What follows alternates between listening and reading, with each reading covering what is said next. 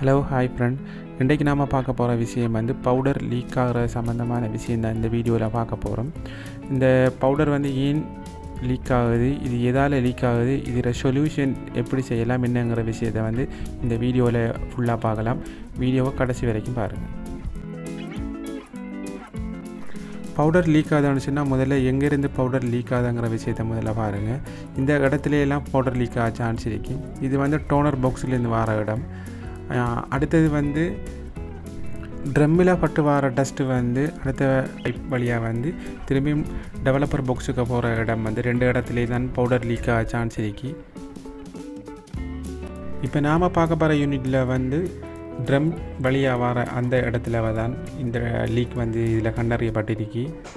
இதை எப்படி சரி செய்யலாம்ங்கிற வீடியோ தான் இன்றைக்கு நாம் பார்க்க போகிறோம். ட்ரம்மில் இருக்கிற வர டஸ்ட்டு பவுடர் தான் இதில் வந்து ப்ளாக் ஆகிருக்கு.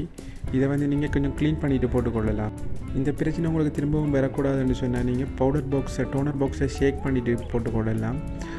2 டேஸுக்கு ஒருக்கா ஷேக் பண்ணிவிட்டு போடலாம். அப்படி இல்லைன்னு சொன்னால் இந்த சில இடங்களை வந்து நீங்கள் வைப்ரேட் ஒன்று கொடுக்குறது மூலமாக இந்த பைப் வந்து ஃபுல்லாக கிளியர் ஆகும். அதாலேயும் இதை நீங்கள் செஞ்சு கொள்ளலாம். அதுக்காக நீங்கள் என்ன செய்யணும்னு சொன்னால் ஒரு ஸ்க்ரூ ட்ரைவர் எடுத்து அந்த இடங்களை வந்து ஸ்க்ரூ ட்ரைவரில் தட்டி நீங்கள் என்ன சொன்னாலே போதும். அதால் உங்களுக்கு இந்த இடமெல்லாம் ப்ளாக் ஆக சான்ஸ் கடும் குறைவாக இருக்கும். இது வந்து கூடுதலாக மழை காலங்களில் தான் இந்த பிரச்சனை கூடுதலாக ஏற்படும். அதால் அந்த டைமில் இதில் நீங்கள் பார்த்து செஞ்சு கொள்ளணும். மழை காலங்களில் உங்களோட டோனர் பாக்ஸை நீங்கள் வந்து ஒரு 3-4 டைம் வந்து ஷேக் பண்ணிவிட்டு போட்டிங்கன்னு சொன்னாலும் இந்த பிரச்சனை வேறு வாய்ப்புகள் மிகவும் குறைவாக இருக்குது.